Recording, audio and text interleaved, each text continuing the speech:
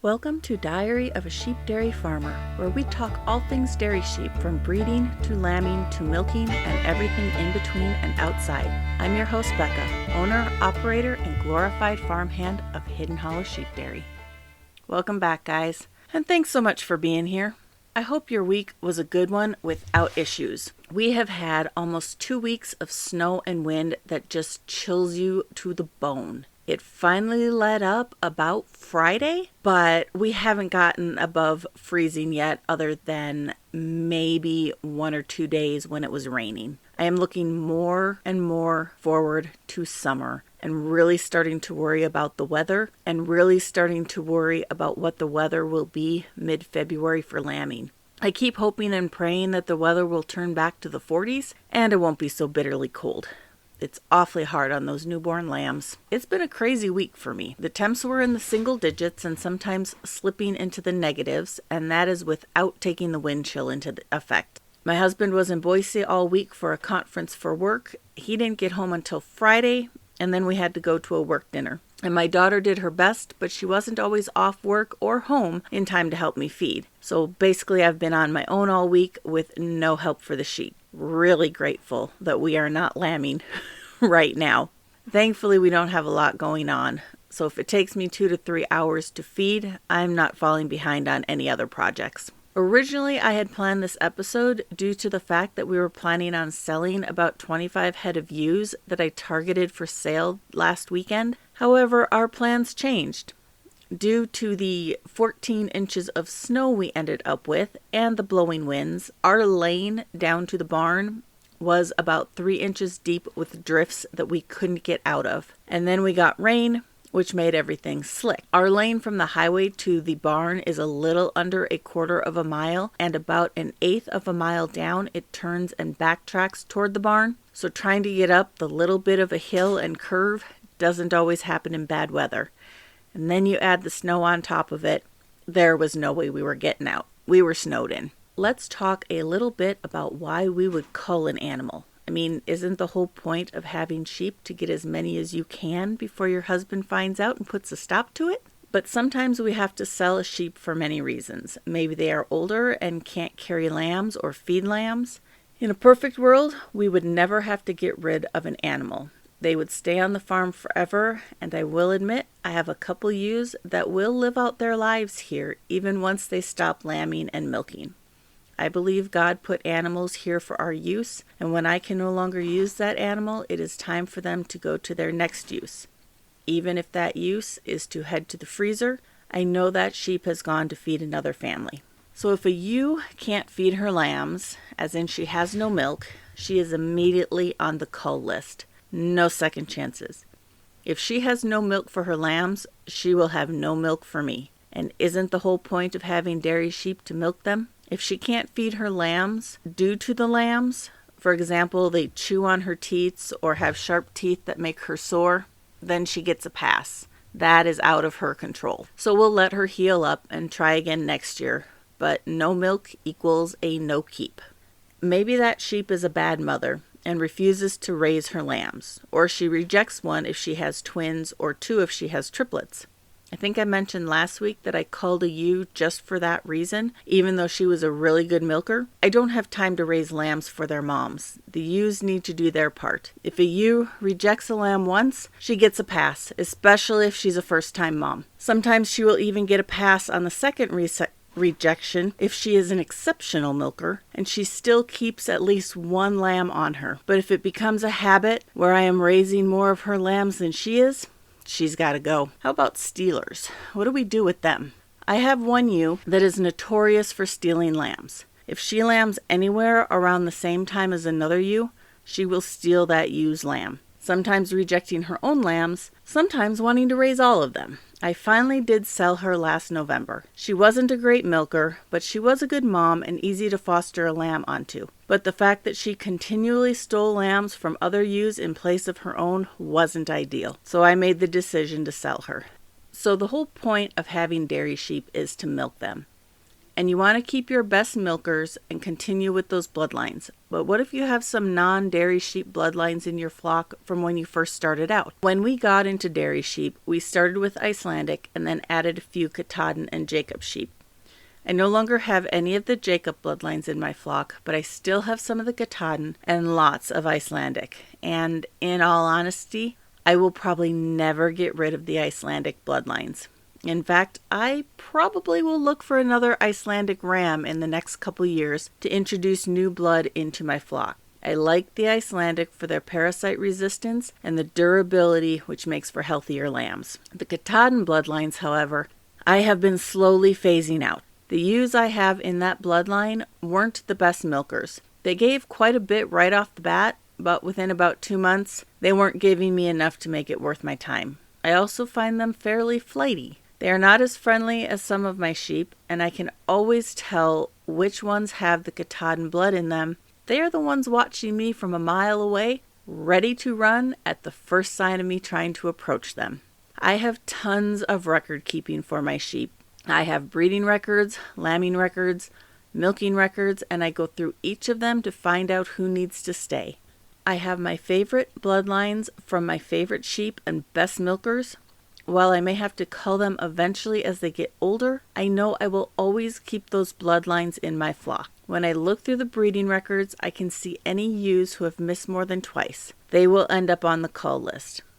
I look through my lambing records. Does this ewe always have singles? Does she raise a lamb to weaning?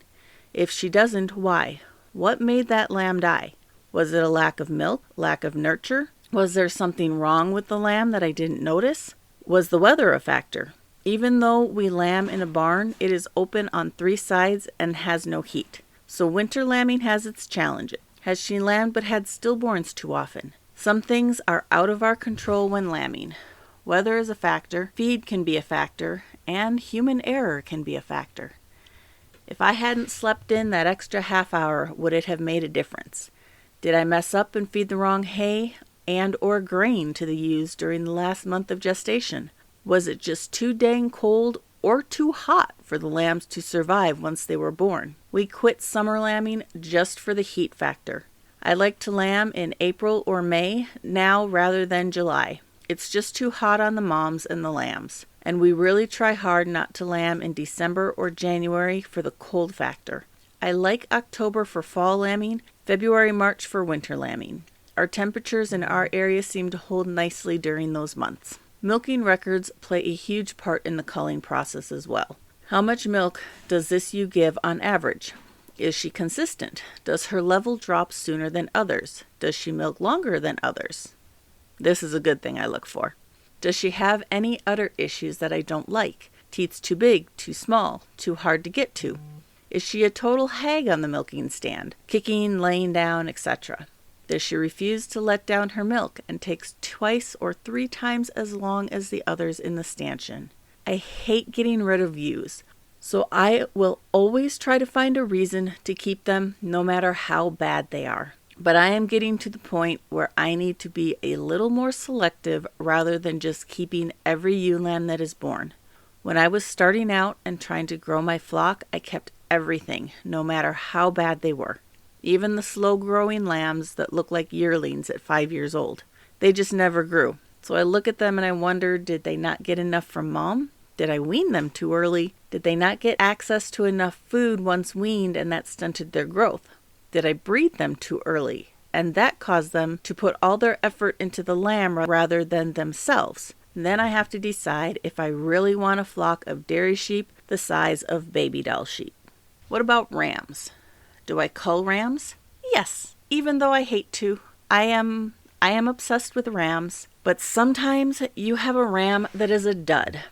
My favorite older ram is going to be culled this year just for that reason. When I look at breeding records, I'm not just looking for ewes that didn't take twice. I'm looking for reasons as to why. If I have 5 ewes that didn't take, I can look back and see what ram they were with. In this case, if all 5 ewes were with the same ram, that tells me it's a ram issue, not a ewe issue. So the ewes will get a pass and the ram will be on the chopping block. I keep yearly records on the rams as well. How many ewes they bred, how many lambs they sired, how many ewe lambs and how many ram lambs. Ultimately, I'd like it to be about even for ewe and ram lambs, sired by rams, but sometimes you get a ram that will only throw rams, and every now and then he'll give you a ewe lamb, or vice versa. It's not necessarily a bad thing, it's just always something to keep in mind. And you always want to keep the rams that come from the best milking ewes, regardless if they are your own or something you buy from another farmer. So when is the best time to cull? The answer is whenever you feel the need. For me, I tend to cull my ewes before every breeding, and we breed 3 times a year, and after every lambing, when it is fresh in my mind who was a bad mom, who had no milk, who had no lambs. And this doesn't mean they head off the farm right away, but they are marked for the sale barn for the next time we head out. Let's talk really quick about culling lambs. As much as we want to, we can't keep them all. Ram lambs are pretty much always sold unless they are an exceptional ram that I can use for replacement. From my February of 2023 group, I kept 13 ram lambs. Most of them were sold to other farmers, but some went to the sale barn. I am now down to 7, and of those 7, only 5 will stay with me as replacements.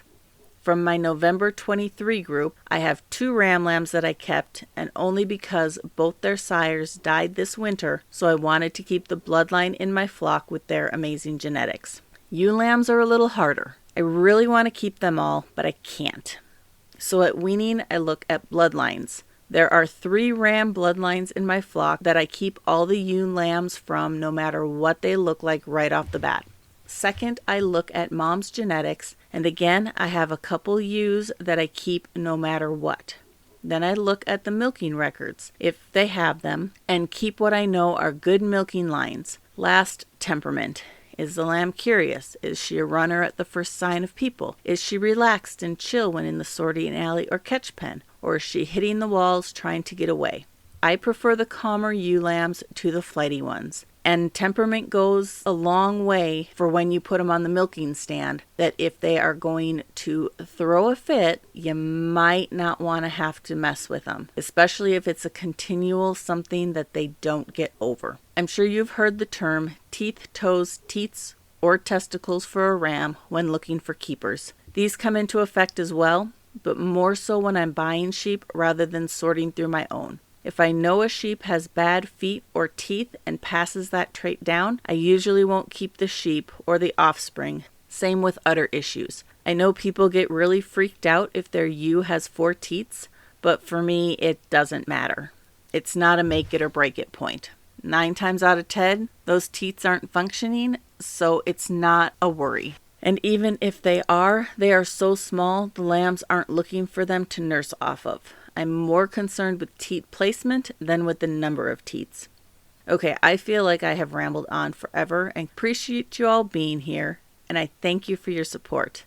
I would be ever so grateful if you would leave a review or share this podcast with your dairy sheep loving friends. Anything to get the word out. As always, you can find me on Instagram at Diary of a Sheep Dairy Farmer.